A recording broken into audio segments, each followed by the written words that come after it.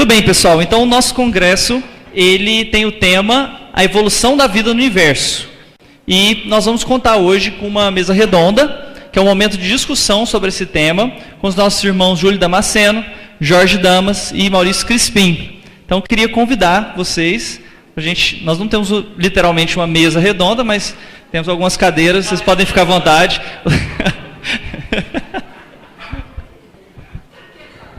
Palestrantes são redondos.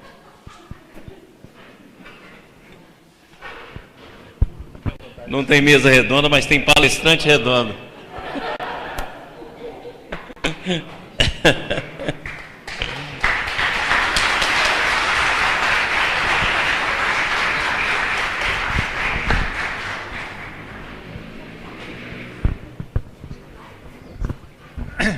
Boa noite. Boa noite aos amigos da TV Ibis, do Brasil e do mundo. Meus amigos, está de volta o cristianismo do Cristo.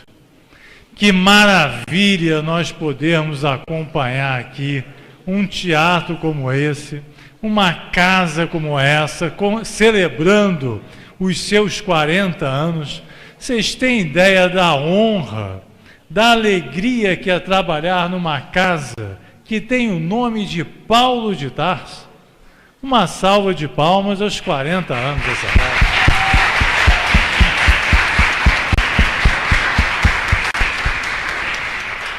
Olha, e o melhor é perceber que vocês estão fazendo jus, né, ao nome, com tantas frentes de trabalho, com tantas famílias beneficiadas, que seja esse o início de um trabalho sempre maior, mas feito com muito amor, com muita alegria, com muita paz no coração.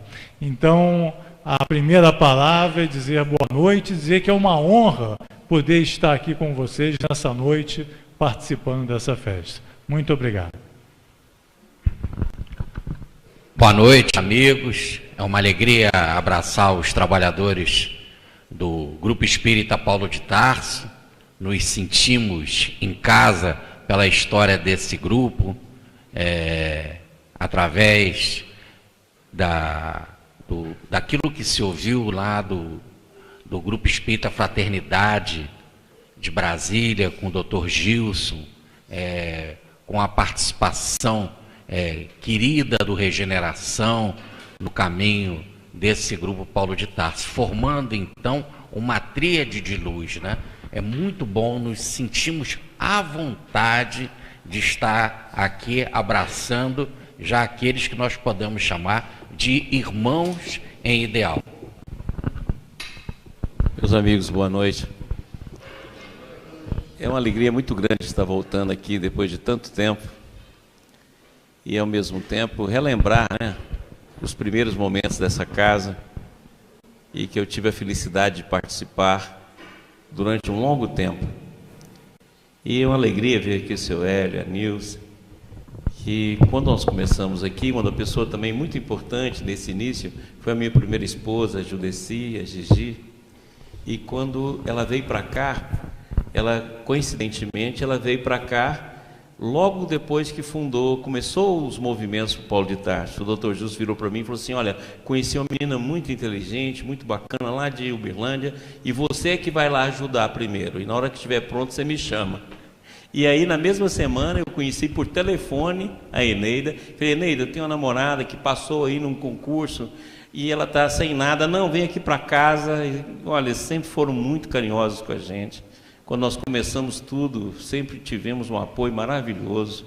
Quem vê o seu Hélio assim falando que não tem importância, foi da maior importância para o trabalho. E não sei como é que ele aguentava a gente, porque a gente ficava o dia inteiro lá, e comia, e bebia, era uma conversa. A gente morou lá dentro e ficou muitos meses. Então, são momentos muito ricos e de muita alegria.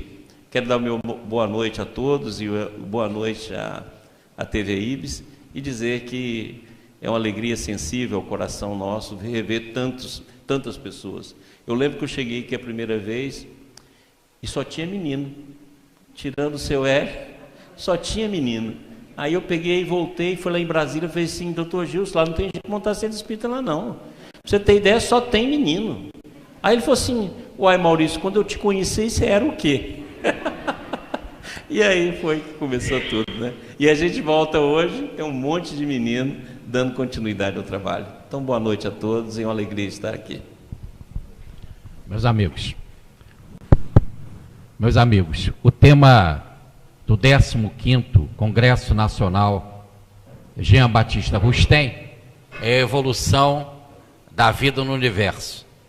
Então, sem mais delongas, vamos começar a refletir sobre esse tema. Inicialmente, desejo a paz de Jesus no coração de todos nós. Se nós pegarmos a história de uma manga, nós só podemos conceber essa história quando tudo começa lá com o caroço, né? Com a semente.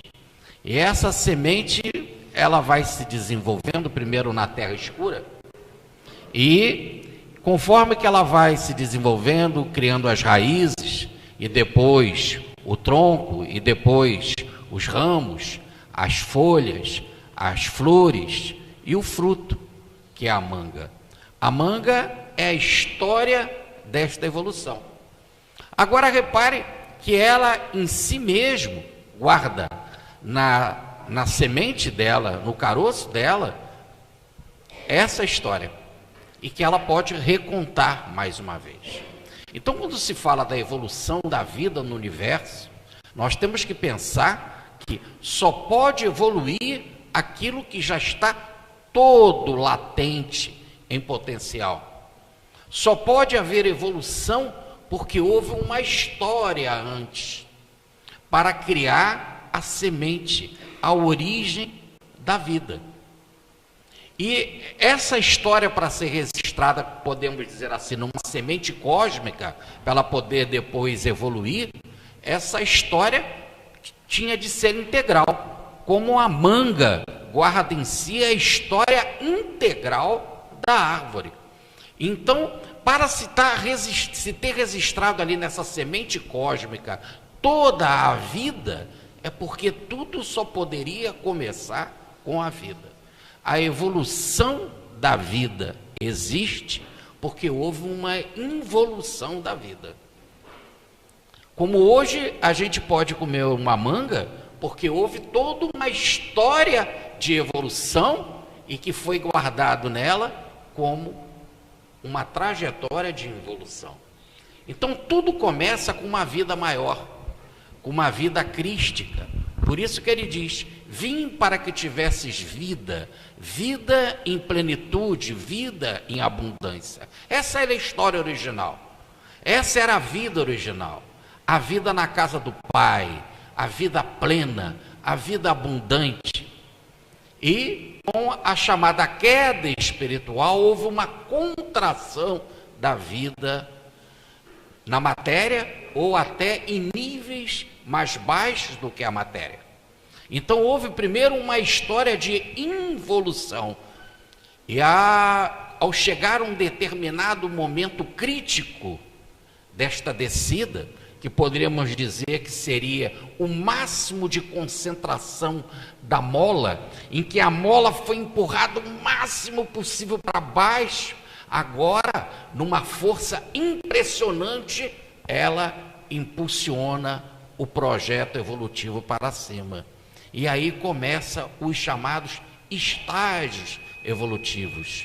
É assim que a vida vai se desabrochando gradativamente, até um dia ela voltar a ser vida em plenitude, vida em abundância. Eu queria que os nossos companheiros aqui continuassem a nossa discussão. Vou ficar em pé, não sei falar sentado. Pessoal, falar de vida no universo é um desafio muito grande, porque hoje em dia a ciência começa a compreender que não existe um universo, mas existe universos. E, segundo alguns cálculos, nós teríamos, se pegasse apenas universos diferentes um do outro, em torno de 10 elevado a 500 seriam os números números do universo que nós teríamos em todo o conjunto daquilo que poderíamos chamar de universo. Para que a gente tenha ideia do que significa isso, alguns cientistas é de opinião que deve existir no universo em torno de 10 elevado a 90 em número de átomos. E nós estamos falando de algo elevado de 10 elevado a 500. Então, se nós compreendemos dessa forma, nós vamos entender, assim como começou a ciência a compreender, que para que o nosso universo possa existir, tem de existir um universo fora do espaço-tempo. Isso que eu estou falando aqui, quem disse foi Heisenberg, um dos pais da física quântica. Ou seja, para que o nosso universo exista, existe um universo fora do espaço-tempo. Se a gente ver assim, então nós vivemos num mundo que ele é relativo, que ele está dentro do tempo, que ele está dentro do espaço, ele é imperfeito e ele sempre está no vir a ser. Você pode olhar que nós sempre estamos no momento do vir a ser. Ora, se eu tiver algo fora do espaço-tempo, esse algo tem de ser eterno. Aquilo que eu sempre digo em todos os cursos que nós participamos na TV Ibis, a gente compreende eterno como se fosse noção de um tempo longo. Eu gostaria que nós compreendêssemos eterno como aquilo que não tem tempo, ou seja, aquilo que está além do tempo. Então não é a noção de um tempo longo, é a noção daquilo que não é tempo. É por isso que Jesus diz: permanecerei convosco até o final dos tempos, ou seja, até quando o tempo acaba. E o tempo, segundo o Baldi explica, é uma das dimensões da consciência. A primeira dimensão da consciência é o espaço, a segunda é o tempo, e o terceiro é a consciência, que nós chamamos. Aí depois vem uma nova tríade: superconsciência, hiperconsciência e outras noções de consciência que estão bem superiores ao nosso mundo. Olha, então nós começamos num universo que não tem tempo, que é absoluto, o universo perfeito, que é o que nós ficamos conhecendo como nirvana, paraíso, o paraíso divino. E se nós pegarmos a parábola de Adão e Eva, ela é muito interessante, porque na hora que Deus traz Adão para o paraíso, ele coloca no paraíso e fala assim para Adão: Adão, você pode experimentar de todas as árvores. Ou seja, olha o regime de abundância que o Jorge falou há pouquinho, e ao mesmo tempo diz a ele assim: pode experimentar de todas as árvores. Ou seja, Deus é pai de todas as possibilidades, e você tem uma liberdade infinita. E o Adão é o símbolo da totalidade. Da totalidade nasceu a individualidade, que é a Eva. A Eva não é uma mulher que casou com Adão, essas besteiras que a gente repete milênios. A Eva nada mais é do que a individualidade, que surgiu a partir da totalidade, dentro de um campo de unidade, onde não tem o tempo e onde existe o absoluto, a perfeição e a presença divina. Ora, mas no momento que nasce a individualidade, nasce com ela a liberdade absoluta. E a liberdade absoluta pode percorrer todos os caminhos, inclusive o caminho que eu seja contrária à visão divina.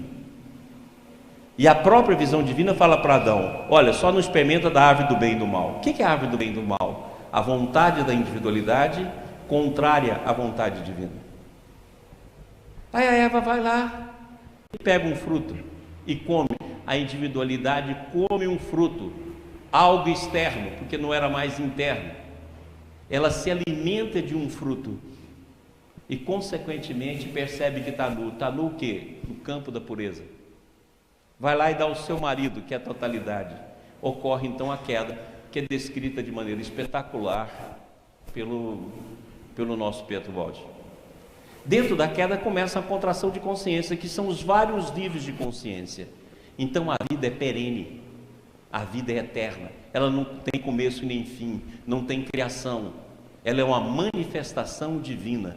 O Baldi chega a dizer o seguinte: vida, lei e Deus é a mesma coisa.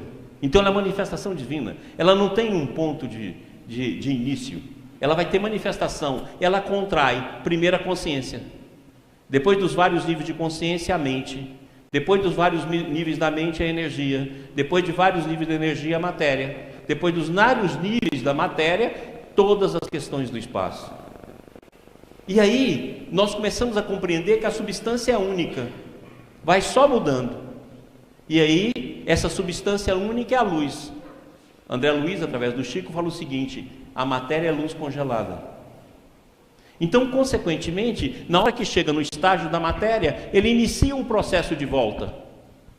E na hora que ele vai iniciar o processo de volta, ele vem da matéria para a energia, da energia para a mente, da mente para a consciência, da consciência para o espírito. Essa é o retorno, essa é a evolução. Ela vai voltar no mesmo campo em que estava a evolução. Então nós temos que começar a entender que o espaço-tempo é mãe da vida, porque o espaço-tempo é que tem os vórtices quânticos que vão gerar as subpartículas que vai gerar o átomo. E é por isso que está lá no livro do Espírito, do átomo ao arcanjo, que também começou por ser átomo. Olha, para que o átomo virasse arcanjo, o arcanjo estava latente dentro do átomo.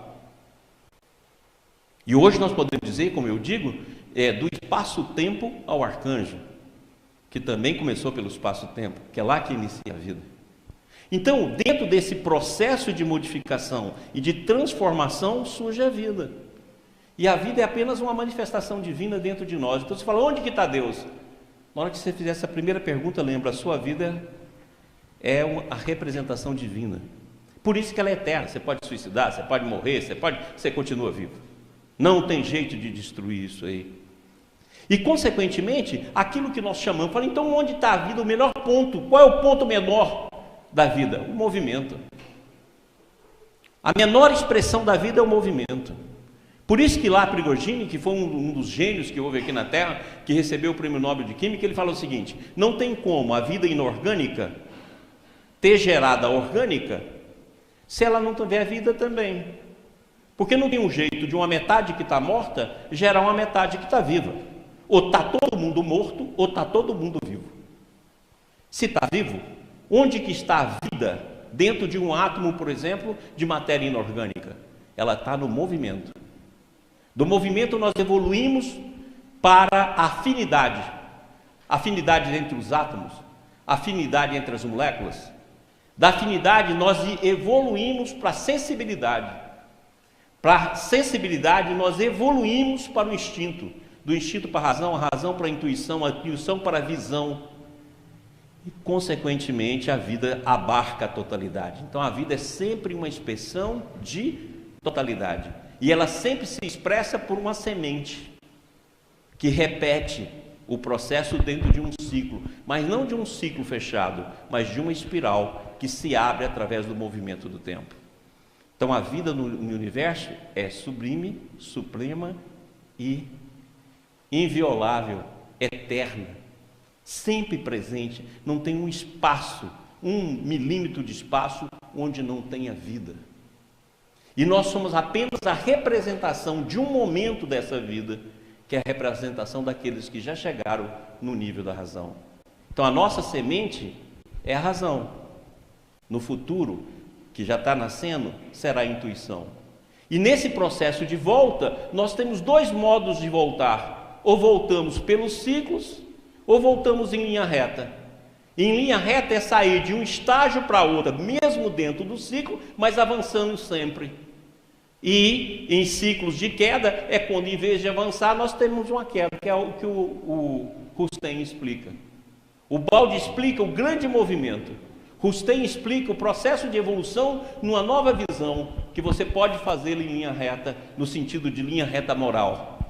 E Kardec explica, junto com André Luiz e Emmanuel, o processo de ciclo onde nós estamos presos, como diz Emmanuel, pelas milenárias quedas do nosso ser.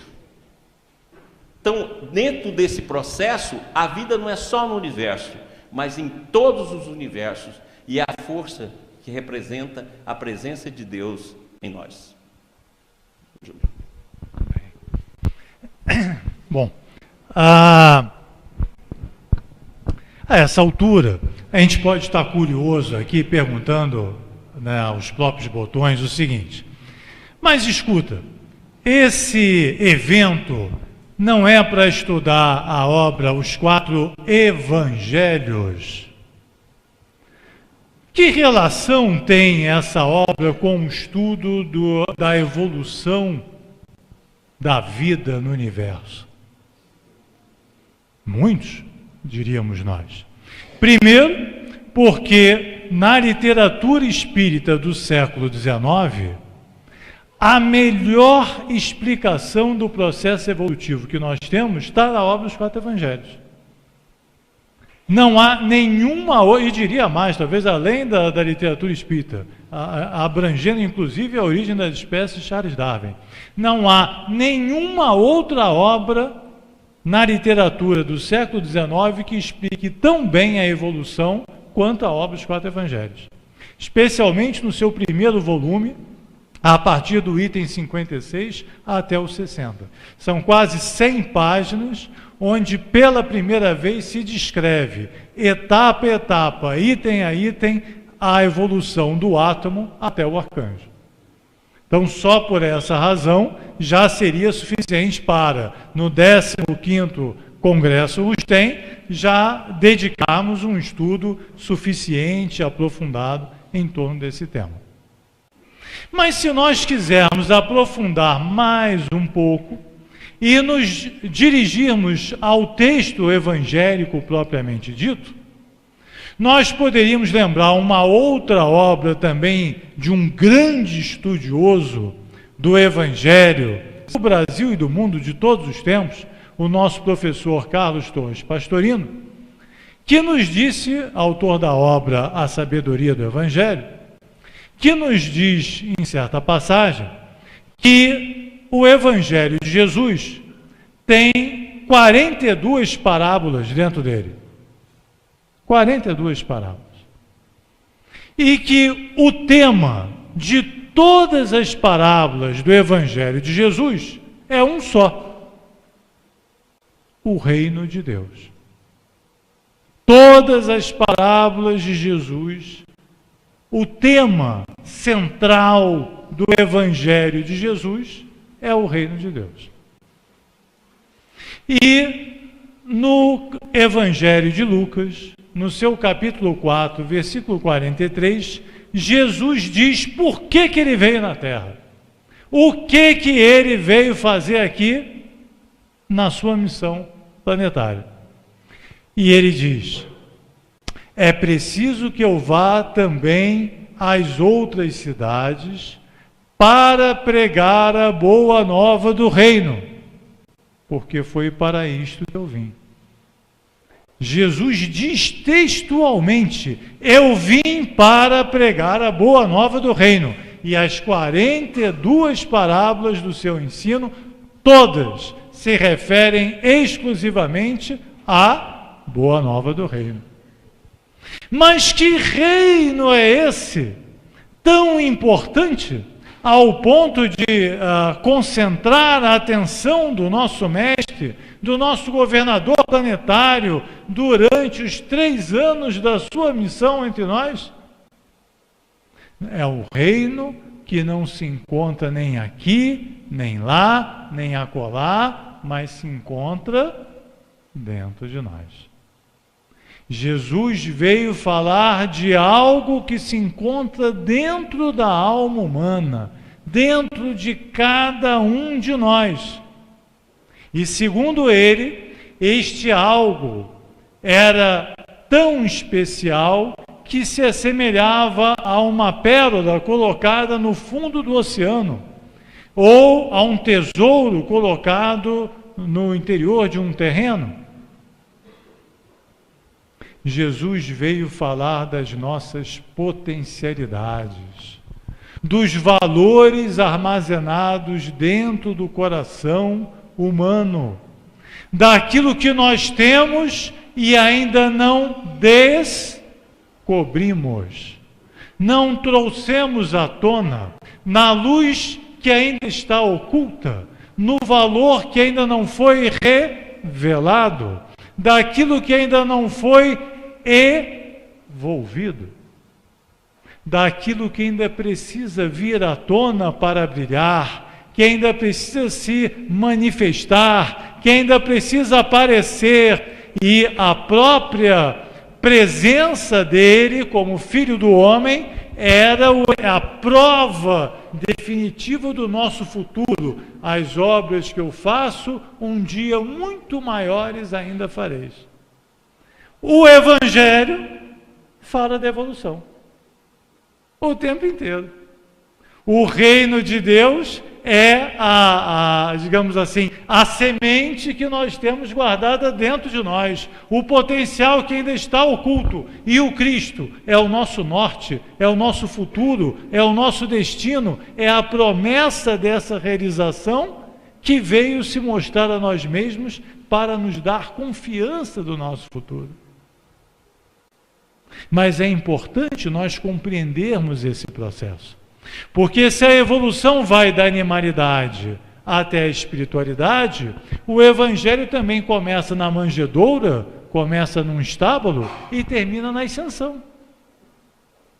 Mas no meio desse caminho da animalidade até a plena espiritualidade, tem a cruz.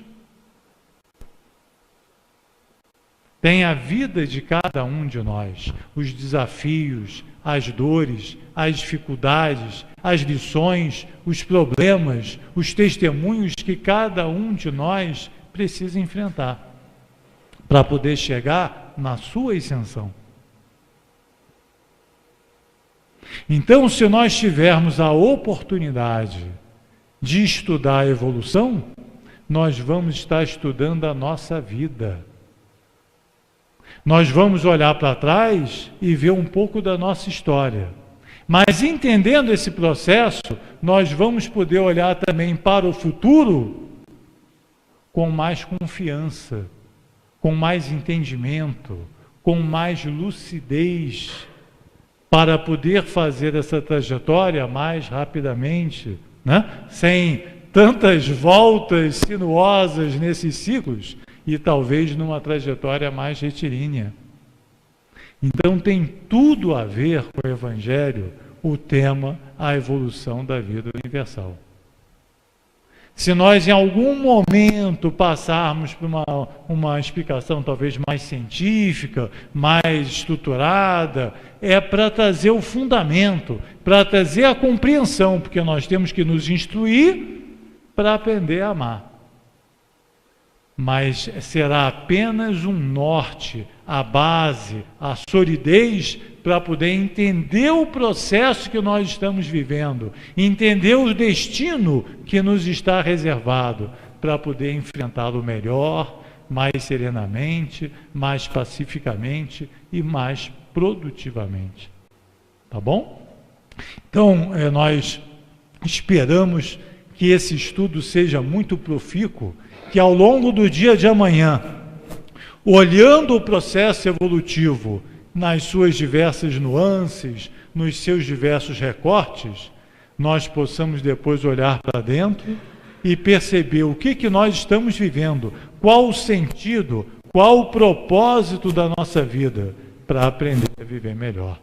Que assim seja. Por isso, Júlio, é que, como você lembrou bem, sobre as parábolas, né? A primeira parábola de Jesus fala de como nós começamos, falando sobre a semente, né? O semeador saiu a semear a boa semente. E o nosso Crispim nos lembrou a pergunta 540 do Livro dos Espíritos, do átomo ao arcanjo que começou por ser átomo. E ele diz que, então, dentro do átomo, começou por ser, era ele mesmo, ele tinha a potencialidade de arcanjo. Então a vida começa como arcanjo, como vida plena, e aí pelo um processo de concentração ou de contração é que se cai na matéria. Esse é o processo da involução. E aí depois vamos para a evolução, de estágio em estágio. E o professor Pietro Baldi gostava muito do pensador Padre Teilhard de Chardin. Ele, inclusive, no livro A Descida dos Ideais, ele tem um capítulo sobre o seu encontro com o Padre Teilhard de Chardin. Esse encontro é encontro de ideias, não é um encontro pessoal, que verdadeiramente é o maior encontro, o encontro de ideias, né? E o padre de lá de Chardin, como um cientista, um pesquisador da evolução, ele escreveu um livro maravilhoso, extraordinário, chamado Fenômeno Humano. Ele é um desses livros, né, que a gente pode dizer assim, que é um dos maiores de toda a história dos escritos humanos, né? O Fenômeno Humano. E ele diz então que a evolução se processa assim: se vai da ilesfera para a bioesfera, da biosfera para a noosfera e da noosfera para logoesfera ou cristosfera. Vamos explicar aqui numa linguagem mais acessível. Ile é matéria, então a evolução começa na matéria ou no átomo, como nos lembra a pergunta 540, né? Começa na matéria, na ilesfera, na esfera material, e aí se passa para a bioesfera, que é a esfera da vida, ou a esfera biológica, que podemos dividir em duas partes: na sensibilidade do vegetal e no instinto do animal, já em processo mais evoluído do que o vegetal. E daí se passa para a noosfera, que é a esfera da nous, é a esfera da mente. Nous é mente em grego. E por isso até que o professor Pietro Baldi tem um livro maravilhoso, né? Que são as noures, técnica de recepção das correntes de pensamento. Então se vai então da bioesfera para a noosfera, que é a esfera mental, e que o nosso Crispim aqui lembrou que é a fase da consciência. Então a consciência surge no cenário da vida por esse processo do despertar. Da ilesfera para a biosfera, para a noosfera e assim sucessivamente, é como se fosse a mão divina, seria o Deus imanente. Isso que você disse, o reino de Deus está dentro de nós. Jesus disse: se alguém disser ei-lo ali, ei-lo acolá, não vá, não crede, ele está dentro de vós. Então é como se fosse essa mão de bronze, essa presença divina em nós, que vai cada vez se abrindo mais num processo natural de evolução, que nada mais é do que um processo de educação, de tirar de dentro de nós. E esse processo é natural e é comandado pela natureza. Não pode haver violência humana. Por isso que Jesus diz, numa passagem significativa, que até João, o reino de Deus foi tomado por assalto. Não é isso? A partir daí, nós temos que compreender que o reino de Deus se descobre por amor, pelo dom gratuito do amor, uma doação que é um presente divino para nós, já que Deus é amor. Então, eu não posso fazer uma violência na vida. Se eu pegar um botão e tentar abrir o botão da flor agora aqui, eu vou perder a rosa futura e vou perder o perfume que não vai se espraiar. O processo é interior, é um processo por dentro, é um processo de maturidade ou de maturação, em que gradativamente essa força, essa seiva, como diz Paulo de Tarso, no capítulo 11 da Carta aos Romanos, essa seiva crística, ou essa seiva divina em nós, vai gerando o desabrochar cada vez mais amplo da vida. E aí eu da noosfera, da esfera da mente, que é a esfera do homem, eu parto por muitas e muitas etapas, desde do homem agressivo que arrastava a mulher para a caverna, o gesto de entrega, de afeto de uma mãe para com seu filho, até um estágio maior de manifestação de amor, que é Cristo de braços abertos na cruz, dizendo: Pai, perdoa a todos, independente do que eles fazem. Então, esse é um processo então de desenvolvimento paulatino, até então eu da noosfera chegar à cristosfera, a esfera crística, ao nós chegarmos então à maturidade crística. Esse é o chamado dom gratuito de Deus, como Paulo fala na carta aos Romanos, no capítulo 8. É o dom de nós sermos co-herdeiros de Cristo e de sermos transformados em Cristo, sermos realmente e termos a condição de sermos aquilo que Cristo é, filho em plenitude, filho em toda a sua extensão, herdeiros do Pai, e vivermos na festa, aquela festa tão significativa da alegria, a alegria que nunca mais poderá ser tomada de nós, como está tão bem claro no capítulo 15 de Lucas, na parábola do filho pródigo, quando o filho pródigo é recebido de volta na casa paterna, assume toda a condição de vida e recebe como um sinal um anel, um brasão da família, dizendo: somos um, e viveremos plenamente a mensagem do Cristo, como está em João no capítulo 10, versículo 30. Eu e o Pai somos um. Eu estou no Pai e o Pai está em mim. Aí formaremos a plenitude da vida, pois seremos um com a vida cósmica, que é a vida divina. E aí, se nós pegarmos a Crispim gente... tem que falar em pé, porque a vida começa com movimento. É, movimento. Isso é um exemplo só. Não, sabe? eu não sei falar sentado. Não. Ainda estou quietinho aqui por causa da câmera, porque é movimento. Então, se nós pegarmos a Gênesis, nós vamos ler uma expressão lá que é interessantíssima. Fala assim: e disse Deus, faça-se a luz. Se nós pegarmos a luz como símbolo do Espírito, e o disse Deus como a vontade divina, e se nós pularmos as páginas e formos lá em João, quando ele diz lá no primeiro capítulo: no princípio era o Verbo, e o Verbo estava com Deus, e o Verbo era Deus. Então troca a palavra Verbo por Espírito. Disse Deus, faça-se a luz é Espírito. No princípio era o Espírito estava com Deus, e o Espírito era Deus. Por ele foram feitas todas as coisas, e nada do que foi feito sem ele. Esse é o verdadeiro paraíso, essa é a criação divina, a criação onde o Espírito está presente. Nada foi feito sem ele. Nada, tudo é Espírito.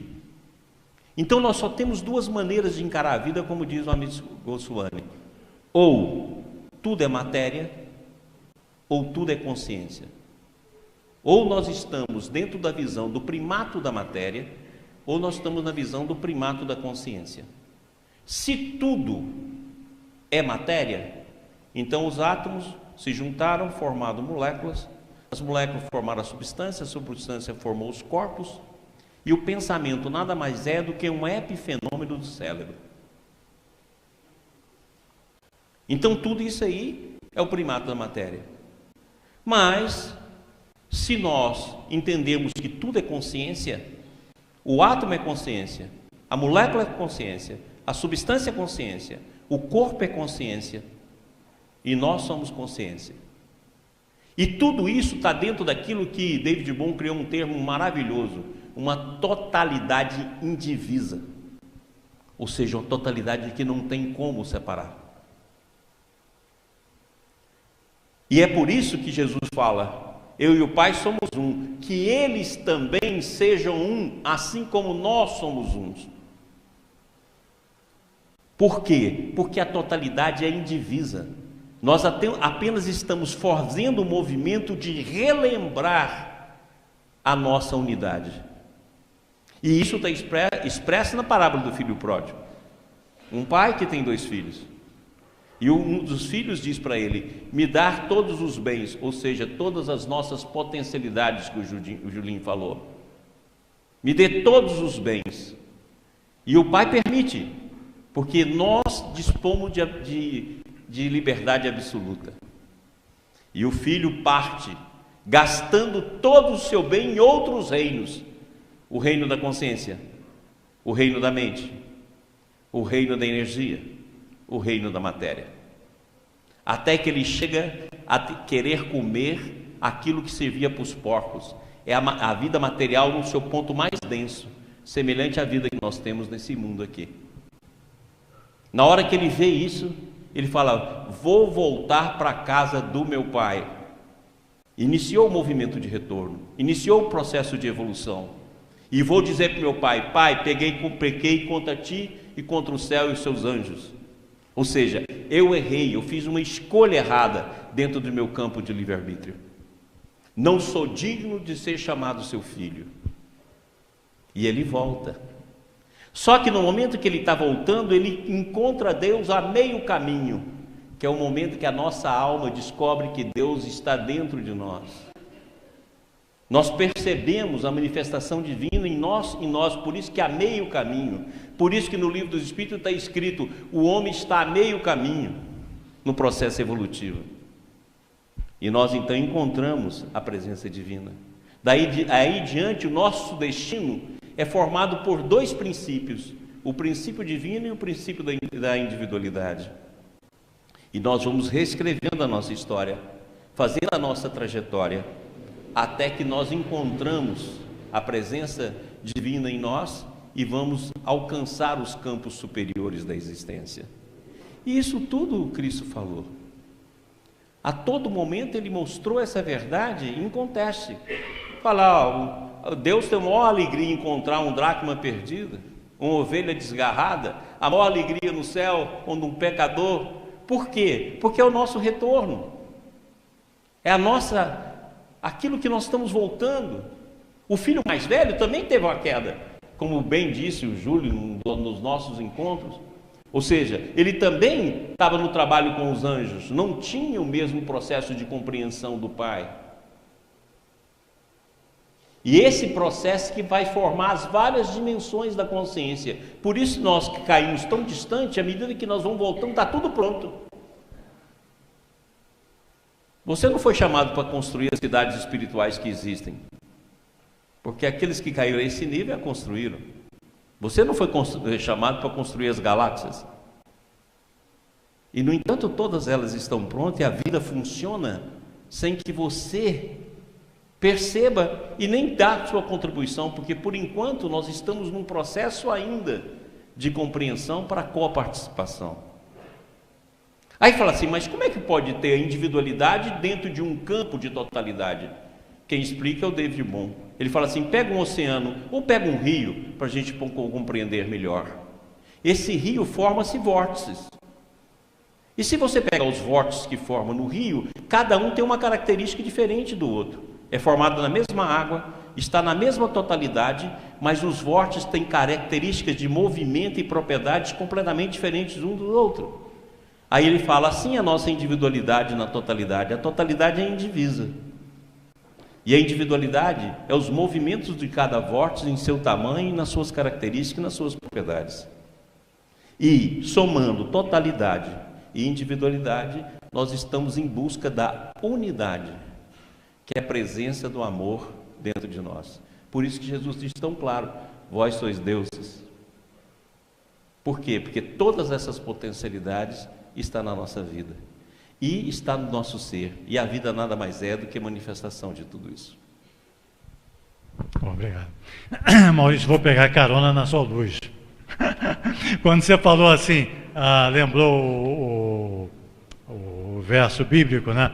E Deus disse: faça-se luz, né?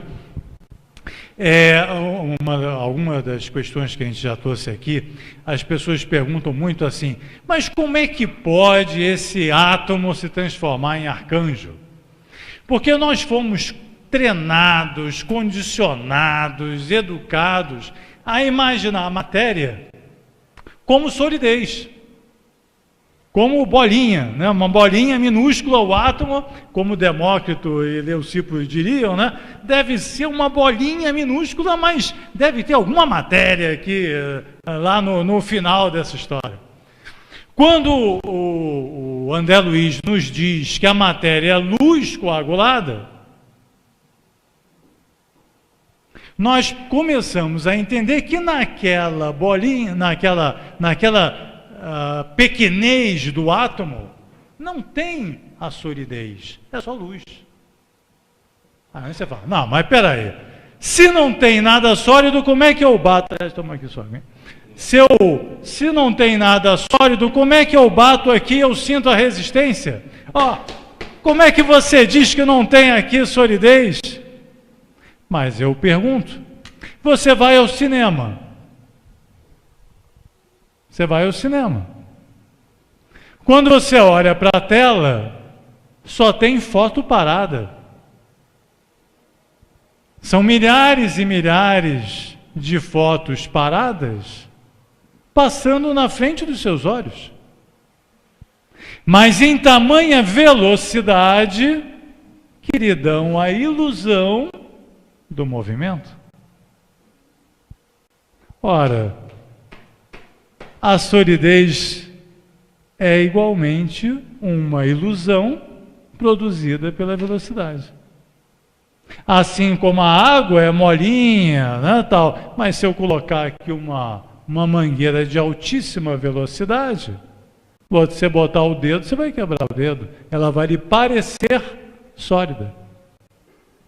Então a solidez é uma ilusão, produto da velocidade, assim como o cinema que você admira tanto é uma ilusão, produto da velocidade, e que os seus sentidos não conseguem acompanhar. Aí vocês dizem, esse negócio de luz, lembra da questão 88 do Livro dos Espíritos? Que é um espírito, a definição de espírito, uma centelha etérea. Uma centelha etérea, ou seja, uma luz, centelha, etérea, espiritual. Uma luz espiritual ou uma espiritualidade luminosa. Essa é a tradução do espírito.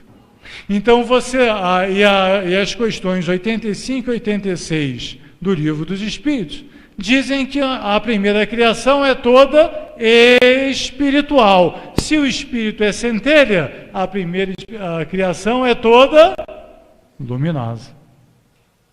Então nós provimos da luz e no átomo nós temos a luz congelada. Aí lembrou muito bem o Maurício aqui que nós estamos no meio do caminho, não é isso? Qual é o ensino do Cristo para nós todos? Que brilhe a vossa luz. Nós estamos no meio do caminho, a nossa luz ainda está apagada, ainda está semi-luminosa, ainda está no meio do caminho. Mas qual é o nosso destino? A luminosidade original perdida. Entendeu? E aí você não tem mais, nós provimos da luz, a luz se condensou, e a evolução é a remanifestação da nossa luz original, momentaneamente apagada. Então, a compreensão desse ciclo, que nós três aqui falamos, né, de que nós provimos da luz. Deus é luz, Deus é amor, Deus é consciência. Nós somos filhos da luz, nós somos filhos do amor, nós somos filhos da consciência. Erramos como filhos pródigos. Estamos com a luz, com o amor e com a consciência provisoriamente apagadas, esmaecidas, frias. A frieza é o oposto do amor, não o ódio. A frieza, a indiferença é o oposto do amor. Vocês querem ver aqui qual é a nossa situação? Nós somos irmãos, não somos? Todos filhos do mesmo Deus?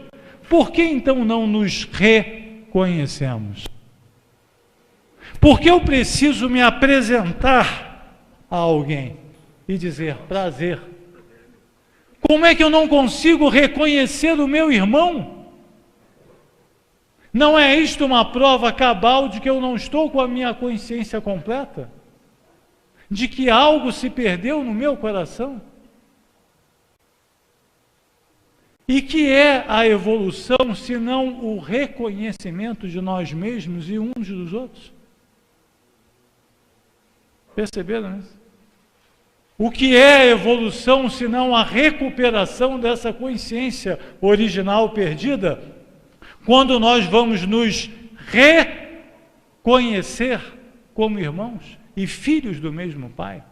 Nós esquecemos disso. Questão 621 do Livro dos Espíritos. Nós esquecemos das leis de Deus, mas esquecemos também quem somos. Esquecemos aqueles que estão ao nosso lado, que estão ombreando conosco no processo evolutivo. E a evolução vem nos recuperar. É um tratamento, é uma cura, é uma recuperação da nossa saúde original perdida. O Maurício lembrou muito o David Bohm. O doutor David Bohm, além de extremo, um dos melhores físicos do século XX, segundo os próprios físicos, ele era também um exímio linguista.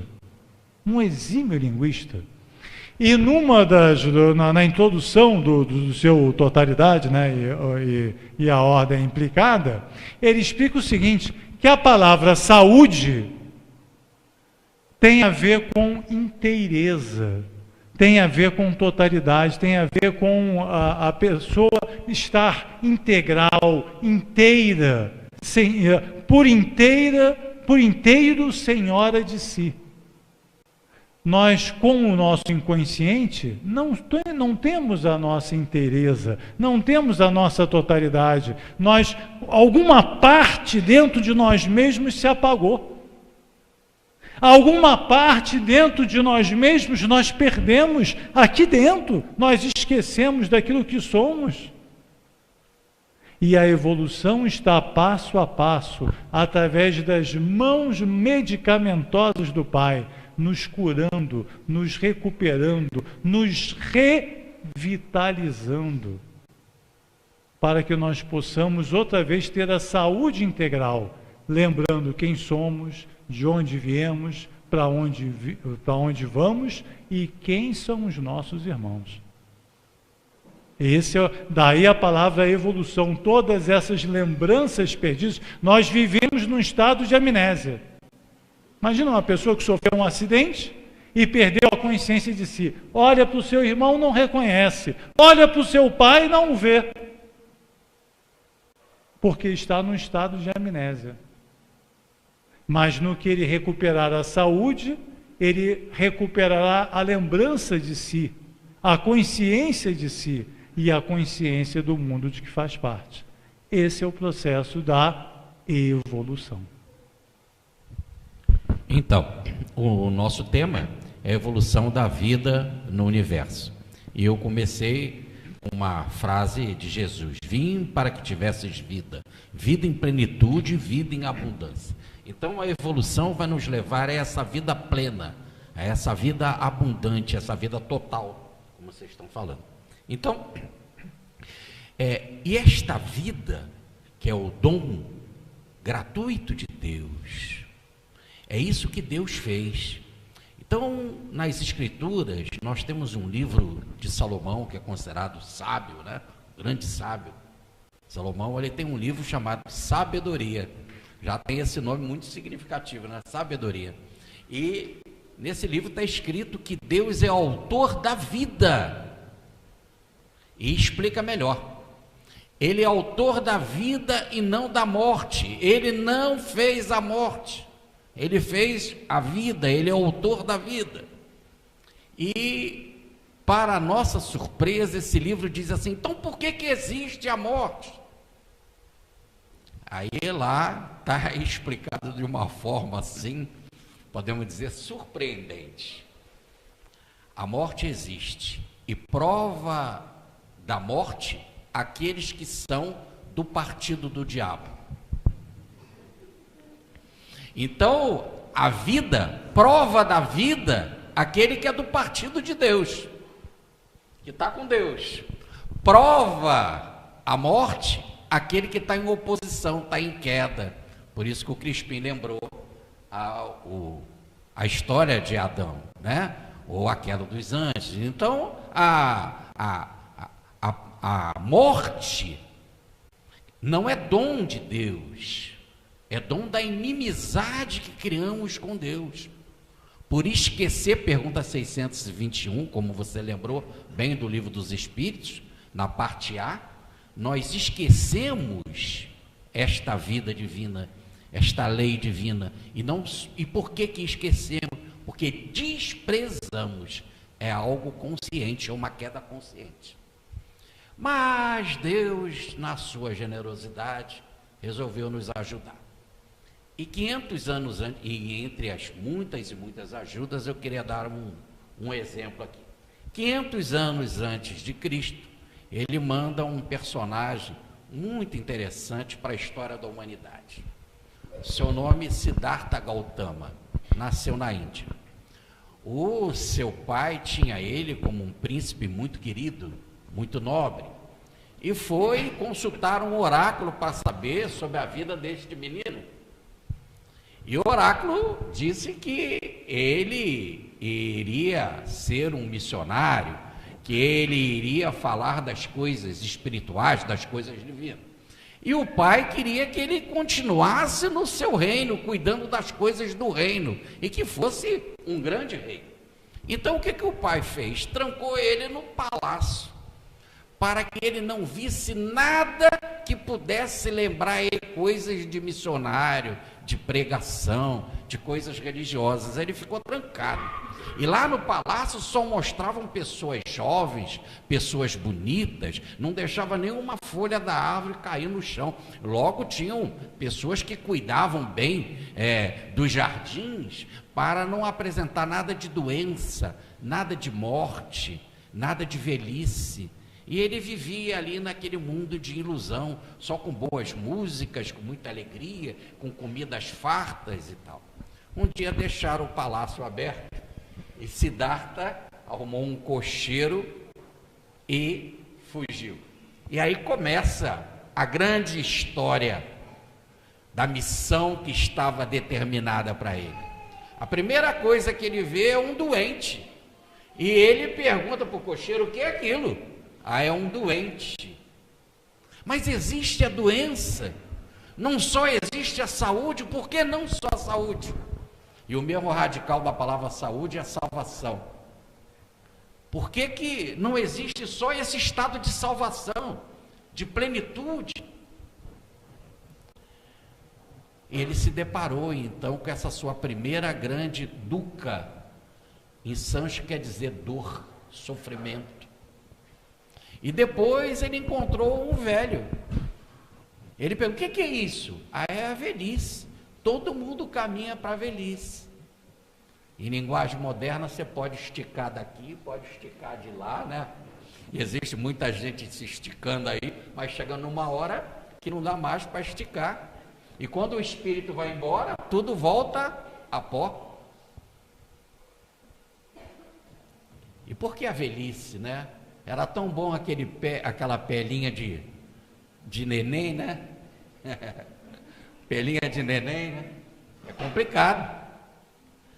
E depois ele se depara com as pessoas carregando um embrulho num lençol, preso por uma vara. Ele pergunta: o que é isso? É um morto? É a morte? Então existe a morte. E essa morte acabou gerando um desespero no budismo, que certa vez uma mãe desesperada foi procurar Siddhartha Gautama para dizer que ela queria o seu filho de volta porque ele morreu. E ele falou: é possível trazer o seu filho de volta. Você vai de casa em casa e pergunta se tem uma semente de mostarda preta. Se tiver uma semente de mostarda preta nesta casa, você pergunta se ali naquela casa morreu alguém. E se naquela casa não morreu ninguém, e tem essas duas condições, mas se não morreu, você me traga aqui essa semente de mostarda preta, que eu vou fazer o seu filho voltar à vida. E ela depois ficou desesperada, porque em todas as casas ela encontrou a semente de mostarda preta, que é o feijão deles lá, tá? Na Índia. E em todas as casas tinha a morte. A morte está aí, presente. E Buda, diante dessa dukkha, desse sofrimento, resolveu refletir. E de Siddhartha Gautama ele se transforma em Buda, em iluminado, quando ele supera o sofrimento, supera a dukkha, pelo caminho óptimo, que é o caminho da reconstrução espiritual. Então ele chega à conclusão da realidade que nós temos aqui. A nossa realidade é que a dor existe, o sofrimento existe, a miséria existe. Essa é a condição de queda. Depois, qual o motivo desse tipo de vida? É por causa do desejo desenfreado, da vontade desequilibrada, da desobediência, da nossa queda. E aí ele vem para a terceira verdade. Qual é a terceira verdade? Eu posso acabar com esse estado de miséria e fazer aquilo que mais tarde Cristo vai dizer: temos a vida plena, a vida em abundância. E como se faz isso? Pelo caminho correto, o caminho óptimo, falar correto, agir corretamente, ter uma vida de atitudes corretas, ter bom exemplo, é o princípio evangélico. Amar, compreender, perdoar, orar sempre e nunca deixar de orar. E aí esse é o trabalho de reconstrução da vida. Chegar a tal ponto de um amor tão pleno, em que você possa dizer que amor, vida e espírito são sinônimos, tudo a mesma coisa. E esse é o objetivo que o Evangelho quer fazer conosco. E quando a gente fala que é o objetivo do Evangelho, aqui nós não citamos a obra de Rustem, né? O Júlio lembrou e tal, que era o nosso projeto, e nós falávamos aqui do início, quando falamos do nome do congresso, né? O 15º congresso. Mas é isso, amigos, irmãos de Uberlândia, é isso que a obra de Rustem fala. Que nós estamos conversando aqui é o projeto de evolução na obra de Rustem. São 1870 páginas redescobrindo o Evangelho. Dr. Bezerra de Menezes chega a dizer que a obra de Rustem é uma nova edição, revista e ampliada pelos seus próprios autores, Mateus, Marcos, Lucas e João. É uma nova edição, revista e ampliada dos mesmos autores. É o Evangelho de volta na linguagem dos nossos tempos. É isso que ela nos ensina. É uma obra abençoada, que quer nos mostrar que o caminho da saída, o caminho de saída deste mundo que nós mesmos criamos às avessas, que não é dom de Deus, mas é do partido da oposição, tem um jeito. Podemos aprender a votar corretamente, podemos escolher o bom candidato, que é Cristo, para botar na nossa vida, e aí fazemos a grande virada. E a obra Os Quatro Evangelhos de Rustem vem nos ensinar a assumir Cristo verdadeiramente. É cristão todo aquele que vive Cristo. É isso que a obra fala. É uma obra que o doutor Bezerra usava, Bittencourt Sampaio, Antônio Luiz Saião, para estudar na intimidade do grupo de amigos, no grupo Ismael. Ele levou esse grupo Ismael para dentro da Federação Espírita Brasileira, para estudar ali de forma muito íntima, no grupo que a gente chama da célula máter do Espiritismo no Brasil, para ali em intimidade, com os amigos, meditar profundamente na obra de Rustem. Ele fez isso em 1889. E foi tão significativo para ele, mas tão significativo, que ele disse assim: eu tenho que comungar isso com a comunidade espírita inteira. Aí, quando ele assumiu a presidência definitiva da Federação, em 1895, já no dia 3 de agosto, ele colocou no Estatuto da Federação o estudo metódico da obra Os Quatro Evangelhos. Mas aquele estudo era feito ainda em francês, e ele disse assim: não, as pessoas precisam ler.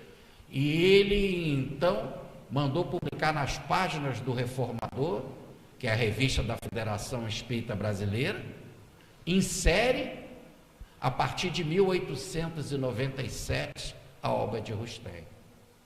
Então, essa é a obra que foi dada para nós entendermos, como o Julinho falou, dizendo que é a obra que melhor explica a evolução no século XIX, quando surgiu o Espiritismo.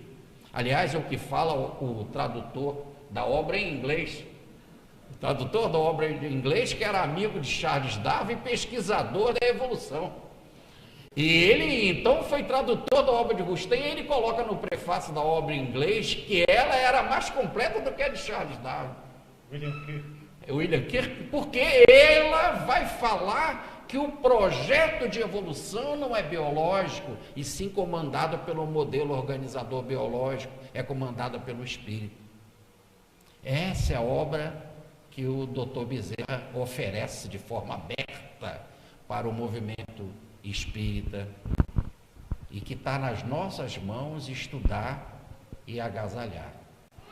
E por isso que fazemos questão de fazermos esses encontros, e já estamos no 15º, e agora com a grata bênção de estarmos aqui acolhidos por Paulo de Tarso, né?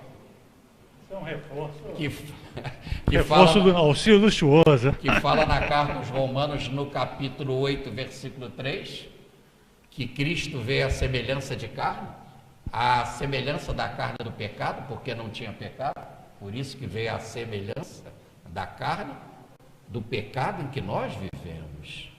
Isso é o que o mentor da casa fala. Então estamos muito bem acolhidos pelo mentor da casa, porque é um de nós, ou melhor, nós somos um deles. Né? Então é esse projeto de vida que a obra de Rustem fala.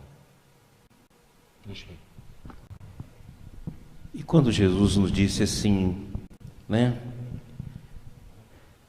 E João repete e fala: Jesus era a luz do mundo. E procurar andar na luz enquanto ele estava no mundo.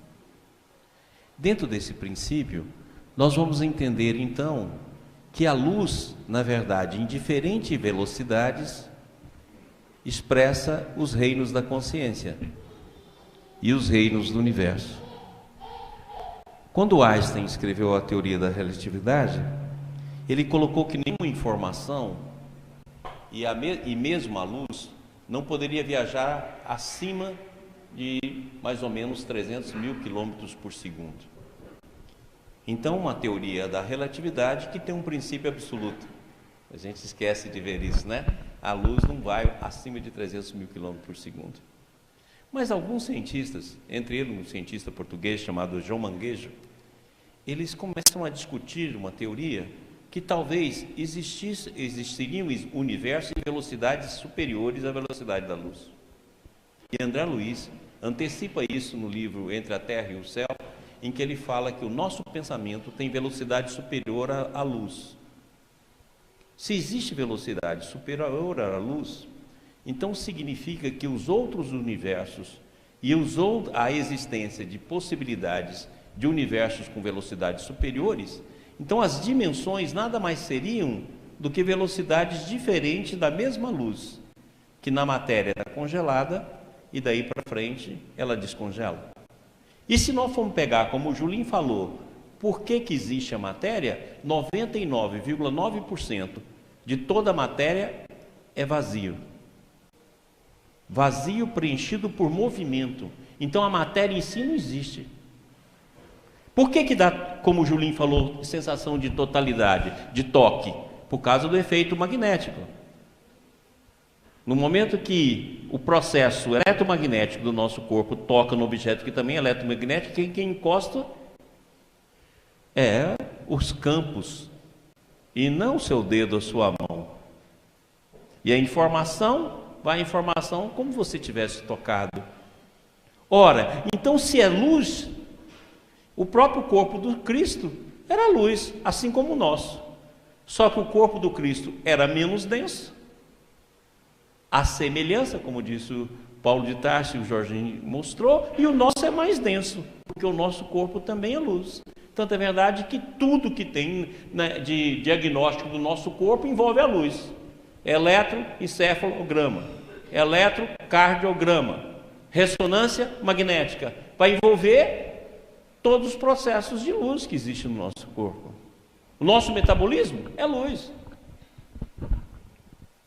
Então, consequentemente, a evolução da luz em diferentes e prováveis existência acima dessa velocidade vai dar os diferentes universos, as diferentes dimensões. Então, por que existe, por exemplo, dimensão espiritual e eu não vejo?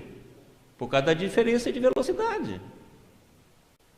Por que razão, quando eu recebo a psicografia, é rápido da minha mão? Diferença de velocidade entre a mente do espírito e a sua. Então todo o processo é apenas manifestação de diferente de velocidade. E o que seria evolução? Ativação e aumento da velocidade da nossa própria mente. Que seriam as aberturas. E que seria a diferença entre uma dimensão e a outra? Seriam os portais. O que seria um portal? Nada mais é do que a velocidade de um plano e de outro permitindo a intercomunicação. Se nós entendermos assim, nós vamos compreender que tudo é luz. E que o corpo do Cristo nada mais é do que um corpo de luz holográfica. Assim como o nosso é um corpo de luz densificado. Porque senão a nossa consciência não conseguiria expressar numa velocidade maior. Tanto é verdade que a maior dificuldade que a gente tem quando desencarna não é o umbral, não, é o movimento na nova vida. É difícil você voltar a movimentar no plano espiritual, é muito difícil, porque você modificou a velocidade das partículas que compõem o teu corpo. Por isso que a maioria das vezes que a gente ouve falar de desencarnado, eles estão acamados. Você já recebeu mensagem que fala assim, ele está bem andando solto no nosso lar, de lugar em lugar? Não, está acamado. Por quê? Porque é o tempo que tem para poder passar de uma dimensão para outra. Para que você aprenda, na nova velocidade do teu corpo, pensar, agir e fazer. Então, se nós conseguimos fazer essa síntese dentro da nossa alma, agora nós vamos entender que Jesus falou o tempo todo disso. Que o Rustem vem explicar o que Jesus disse. Que o Balde vem amplificar aquilo que foi dito anteriormente. Então, se eu pego Kardec, pego o Rustem, pego o Balde, pego toda a obra do Cristo, pego o Evangelho do Cristo como é a base de tudo, pego a ciência, pego a filosofia, pego a religião, pego acima de tudo a arte, que tão bem representada aqui hoje. Eu fizer uma síntese, ora, eu tenho as melhores sementes para compreender a vida. Então, o Congresso de Rustem estuda Rustem porque Rustem é síntese. A gente esqueceu que cristianismo é síntese. Nós esquecemos que, como diz Emmanuel, a doutrina espírita é uma síntese. Nós esquecemos disso. Porque como nós nos reconhecemos um ao outro, nós partimos para o partidarismo. Assim como na época de Paulo. Né? Eu sou de Apolo, eu sou de Cefas, eu sou de Paulo, e a gente fica nessa discussão sem estudar. Eu sou de Kardec, eu sou de Rustem, eu sou de Ubaldi. Não, você é ignorante. A melhor definição para você é ignorante. Porque se você realmente estudar, você chega na síntese. Mas pensar é muito difícil. A gente vive falando, não, eu sou muito racional, eu só aceito as coisas que fala a razão. Larga de ser mentiroso, você é negador, porque a verdadeira razão é uma arte de pensar. E é difícil pensar, a gente procura copiar as pessoas. A gente copia, mas a gente precisa estudar, dedicar a vida ao estudo, mergulhar nas lições do Cristo, porque Ele veio para isso. E a gente muitas vezes nunca estudamos Jesus. Como? A gente esquece da beleza que significa isso. Muitas vezes a gente despreza a palavra do Cristo. O Cristo não está só no Novo Testamento, não. Está no Velho Testamento. Está lá como Senhor. Então, tudo isso é verdade. A gente que modificou os conceitos. E a gente não estuda. E a gente vive em discussões inúteis. Agora o Congresso de Rustem é para falar isso. Gente, vamos estudar mais? E está claro, o ensinamento da doutrina espírita. Espírita, amai-vos. Eis o primeiro ensinamento. Isso é difícil demais. Agora o segundo, instruí-vos. Esse é beleza. Esse dá para a gente fazer. O outro a gente vai enrolando. Até um dia, quem sabe, uma hora, o amor surge na nossa vida. Né? Mas enquanto ele não surge, nós vamos estudando para compreender o Evangelho da melhor maneira, compreender a verdade de uma maior maneira. O que é Paulo de Tarso? Síntese. Paulo de Tarso fez uma das maiores sínteses do cristianismo. O que é o cristianismo? Uma síntese de tudo que existiu, para trás e para frente. Ora, então nós temos de estudar muito, para poder compreender todo esse processo. Não é fácil, mas é extraordinário quando a gente consegue abarcar todo esse mundo. Rodrigo.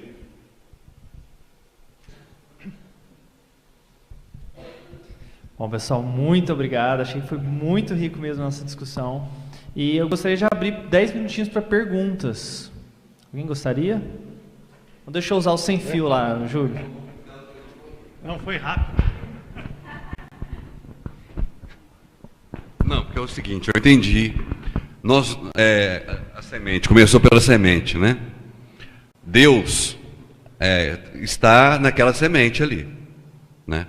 Chegamos à maturidade total, chegamos a Cristo, vamos supor, né? Ou o arcanjo. Nós vamos retroceder dali para cá também? Para o átomo? Porque o átomo também, ele condensa todo o arcanjo. Nós vamos recomeçar depois que nós chegarmos lá?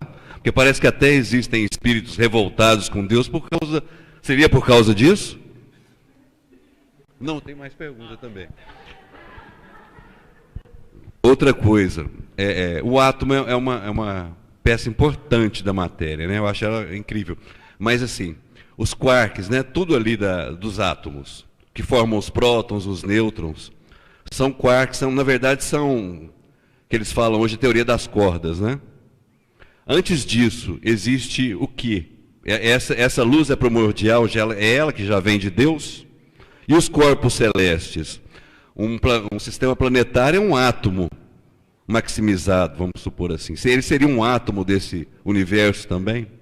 Assim, são perguntas que eu sempre tive também. Dúvida e eu não sei explicar. Agora, quando a gente chega nessa consciência, nesse mundo, como que os senhores falaram mesmo? Que acima da matéria. Como que é mesmo o nome que vocês falaram? O sistema, o nirvana, paraíso. Isso, exato. Ali a gente fica, ou de lá a gente retorna?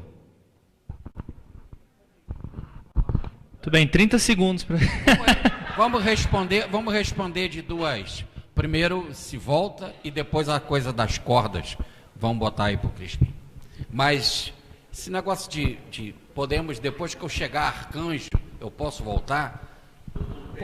Sim, não tem que voltar, e mais ainda porque eu não teria nem que ter vindo. Agora, o que acontece é que com essa experiência da dor, ela não existia cosmicamente. E agora a experiência da dor chegou, diz o professor Pedro Baldi. E aí dois aprende aquele que caiu e aprende o que não caiu, com a experiência do outro que ele tem que ajudar, colaborar a subir, porque é da lei que o maior tem que ajudar o menor.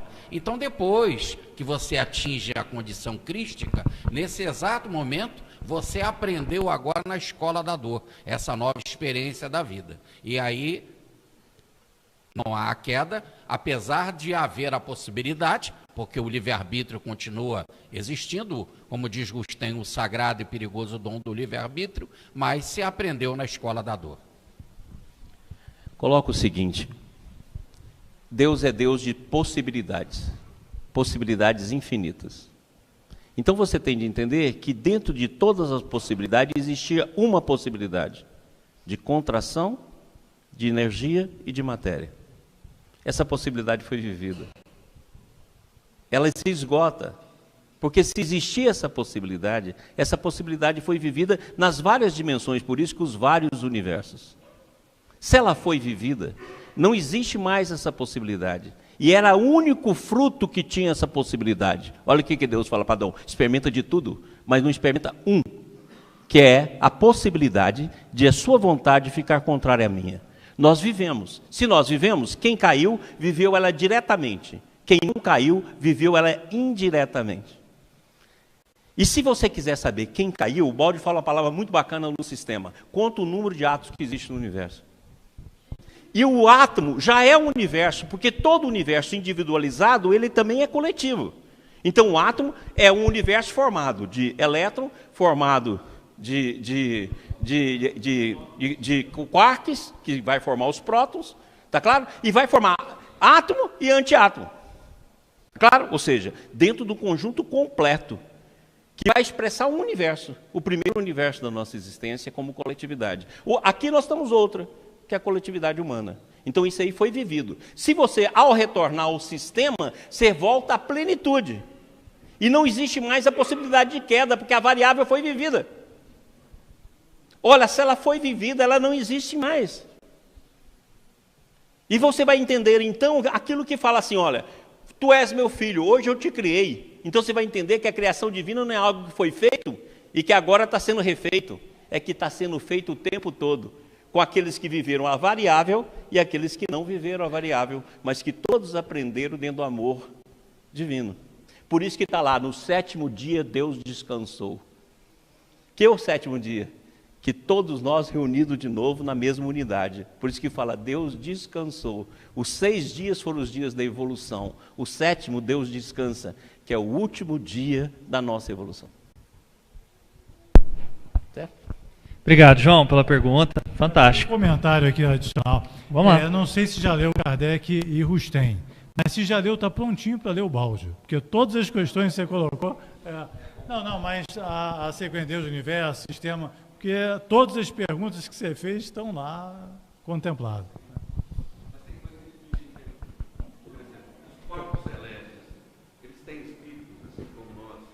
Não existe um lugar no universo que não tenha vida. Não, mas aí é só a forma de... Pois é só a forma de colocar. Tudo é feito de consciência. Então, ele, por exemplo, ele tem um governador planetário. Aquele governador planetário é o psiquismo que controla aquele corpo celeste. Seria a alma... Amanhã eu vou falar sobre isso. Né? Veja, eu vou falar falando. Né? Seria a alma daquele corpo celeste. Mas também os átomos que o compõem também são consciências adormecidas. Então, seja no sentido macro, seja no sentido micro, tudo é consciência. A gente é que está habituado a ver com matéria. Mas o Amito Goswami tem a frase, né? Tudo é feito de consciência. O Evangelho de João diz: no princípio era o Logos. Tudo é consciência. Deus é inteligência. Vamos passar para outra pergunta, então, para dar mais oportunidade. Lembrando que amanhã Maurício vai falar sobre os Cristos de Deus pela manhã. Depois o Júlio Damasceno vai falar para nós a inteligência do amor. Tá? E no período da tarde o Jorge Damas vai falar da alma dos animais. E depois Jean-Baptiste Rustem, o apóstolo do Espiritismo. Tá bom? Então nós teremos temas que podem esclarecer. Só um minutinho que já tem um na fila aqui. Boa noite. Gratidão aí pelo upload de informação. E a minha pergunta é sobre as criações humanas, que aí dentro dessa história da evolução do universo, a gente pode observar que o ser humano também está cooperando, criando, né, através da criatividade, criando arte, tecnologia, diversas formas de criação. Eu quero saber o que vocês acham a respeito disso, se existe um alinhamento do ser humano, quando ele começa a desabrochar essa essência crística, e ele começa a florescer criações diversas. E qual que é a visão de vocês a respeito do nosso momento planetário e do impacto dessas criações que o ser humano começa a materializar para a evolução do planeta, do momento que a gente está agora? Muito bem, qual o seu nome? Qual o seu nome? Herbert. Herbert. Prazer, Herbert. Primeiro, vamos lembrar do Evolução em Dois Mundos, que tem um capítulo chamado Cocriação. E que, como filhos de Deus e criados à sua imagem e semelhança, nós participamos dessa habilidade de criar também, através do mesmo recurso que é a capacidade ideoplástica. A matéria apenas concretiza, materializa aquilo que o psiquismo planejou e visualizou. Então, filhos do Pai, como deuses menores, à semelhança do Deus maior, centelhas, à semelhança do Sol, nós temos também o poder de criar. E o estágio de criação é proporcional ao estágio evolutivo alcançado. Será mais material num espírito ainda materializado. Será mais espiritual num espírito já espiritualizado. Será negativo num espírito que ainda não manifestou a sua positividade. Será mais positivo naquele que já revelou. Agora, o convite que se faz é a tomada de consciência de que nós estamos em processo, de que nós estamos em evolução, é o não contentamento com aquilo que somos. De que nós podemos fazer mais e melhor. Mas que nós faremos mais e melhor juntos. Um artista pode ser um virtuoso no seu instrumento. Ele pode ser um excelente violinista. Ele pode ser um pianista maravilhoso, um virtuoso na arte do piano ou na arte do violino. Mas jamais, se você perguntar a um músico e a uma orquestra, a experiência de tocar uma 9ª Sinfonia de Beethoven durante 4 horas de execução, todos juntos, todos em sintonia, no mesmo ritmo, na mesma toada, sem errar, reproduzindo aquela pauta maravilhosa à perfeição. Ao final dessa experiência, de atingir a perfeição juntos, nenhum sabe traduzir em palavras a sensação maravilhosa, a tal felicidade de atingir a perfeição juntos. Nós todos temos experiências felizes, momentos de felicidade, mas nenhum de nós experimentou ainda a felicidade plena e total, porque essa só se realiza em conjunto.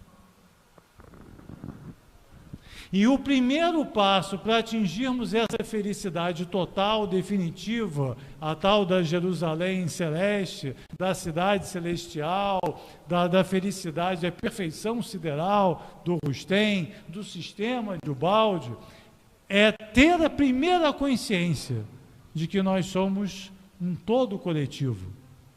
E depois cada um de nós trabalhar pela felicidade de cada um e de todos, para que possamos atingir essa felicidade plena. Essa será a nossa obra, essa será a nossa realização. E é esse o convite. Vocês vão ver na camiseta do evento, tem lá, para ser cristão basta amar para ser cristão. O amor é o que traduz, é o que resume ao estado da cristandade, é o convite que se faz para a nossa obra. A indiferença é o oposto desse amor. Então, nós somos sim co-criadores. E vejam que curioso, no Livro dos Espíritos, Kardec enumera, olha a camiseta aí, ó. Olha a frase que está aí, ó, vira aqui. É cristão todo aquele que ama os seus semelhantes. Está lá no Evangelho, nos 4 Evangelhos os tem, no 4º tomo, no item 36. É cristão todo aquele que ama os seus semelhantes. E quando você vê lá, se não me engano, na questão 12 do Livro dos Espíritos, os atributos, 10 ou 12, nos atributos da divindade de Kardec, não entra criatividade. Dia 13, né? Nos atributos que ele descreve da divindade, não tem a criatividade, que é o principal atributo de um Criador. E nós somos filhos do Criador, portanto, temos sim a criatividade e é no exercício dela que nós nos realizamos. Ok?